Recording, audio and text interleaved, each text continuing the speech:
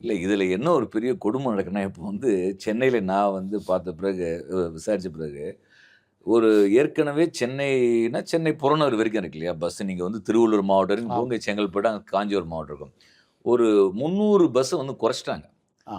குறைச்சிட்டு என்ன பண்றான்னு பார்த்தீங்கன்னா, திங்கட்கிழமை அன்னைக்கு மட்டும் தான் எல்லா பஸ்ஸும் ஓடுது. ம். செவ்வாய் டூ சண்டே வந்து பஸ்ஸ குறைச்சிடுறாங்க. ம். இப்போ உதாரணத்துக்கு கட்டணம் இல்லா பேருந்து, ஒரு மகளிர் உரிமை பேருந்துன்னு வச்சுக்கங்களேன். 9 மணிக்கு ஒரு பஸ் வருது. 9:15, 9:20னா 9 மணிக்கு வந்த பஸ்ஸு, அடுத்து 9:15 பஸ் நிறுத்திறாங்க. 9:20 பஸ் நிறுத்திறாங்க. அடுத்த பஸ். எதுவுமே இல்லாத பாவப்பட்ட ஜனங்க எப்படா அந்த வெள்ள போர்டு வரும், கட்டணமில்லா பேருந்து வரும் காத்திருந்து ஒரு சாதாரண மனிதனுடைய 1/2 மணி நேரத்த வந்து காலி பண்றாங்க. இத பத்தி வெளிப்படையா யாரும் பேசல. கரெக்ட். ஈவன் திமுகவே பார்த்தீங்கன்னா, இந்த இஷ்யூவ இது வந்து பெரிய இஷ்யூ. நகரத்துள்ள சென்னை நகரத்தில 300 பஸ்ஸ நிறுத்தியிருக்கான்னு தெரியும். அப்புறம் விசாரிச்சா என்ன ஆகுதுன்னு பார்த்தீங்கன்னா, டிரைவர், கண்டக்டர் இல்ல. ஏன் டிரைவர், கண்டக்டர் இல்லன்னு பார்த்தீங்கன்னா, டிரைவர கான்ட்ராக்ட் எடுக்கிறதுக்கு ஒரு ஏஜென்சிட்ட குடுத்துட்டானுங்க. கண்டக்டர கான்ட்ராக்ட் எடுக்கிறதுக்கு ஒரு ஏஜென்சி குடுத்தாங்க. அந்த டிரைவர கான்ட்ராக்ட் எடுக்க குடுத்த ஏஜென்சி என்ன பண்ணிட்டான்னா, அவன் இன்னொரு ஏஜென்சிக்கு சப் கான்ட்ராக்ட் குடுத்தான். அவன் என்ன பண்றான், எனக்கு எடுக்கிறதுக்கு ஆள் வரலன்ட்டான். இப்போ ஏற்கனவே இது ஒரு அரசு துறையா தான் இருக்குது. இப்போ பொது டிரான்ஸ்போர்ட்டு. ஆனா, டிரைவரு, கண்டக்டர் தனியார் போன உடனே, அந்த தனியார் ஏஜென்சி ஆள் எடுக்கணும்னே பஸ் ஓடல. அப்போ இது என்னன்னா, இந்த பிரச்சனை எதுவுமே விவாதத்துக்கு வராம, ஆ. ஏழை எளிய மக்கள் வந்து என்னன்னா, அதுவும் மாணவர்கள் பாதிக்கப்படுறாங்க.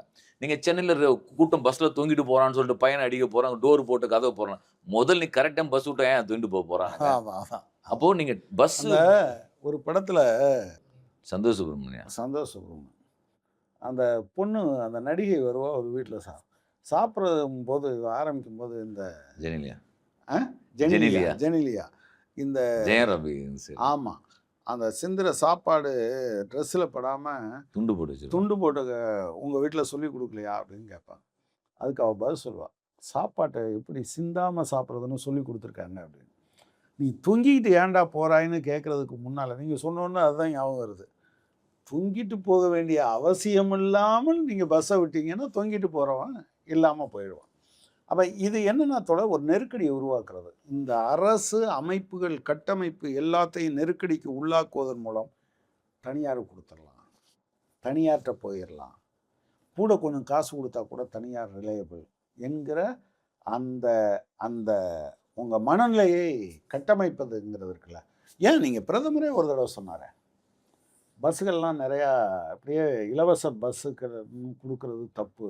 அப்படி இருந்தா எப்படி நம்ம மெட்ரோ ரயில்லாம் எப்படி ஓடும்? அது வந்து வயபிளா இருக்காதே அப்படின்னாரு.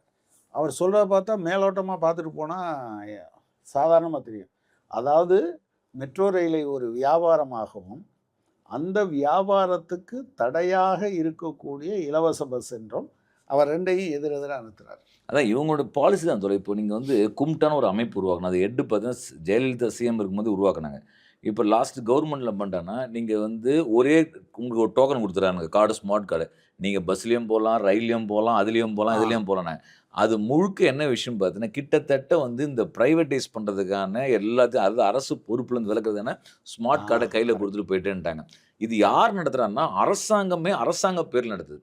இதுக்கு இன்னொரு ஒரு கொடுமை என்னன்னு பார்த்தீங்கன்னா, இத சாத்தியக்கூறு அறிக்கை உருவாது ஒரு ஏஜென்சி கிட்ட குடுக்குறான். ம். அவன் ஒரு பிரைவேட் பிளேயர். பிரைவேட்ல. ஸோ ஒரு செட்டா வந்தோம்னா பிரைவேட்டைசேஷன் முழுக்க உள்ள வந்து நிக்கக்கூடிய ஒரு சூழல்ல, இதற்கு எதிராக செயல்படுவதாக சொன்ன அரசு, இந்த புள்ளிய பத்தியே பேசாம பேச போறாங்களே! மாட்டார்.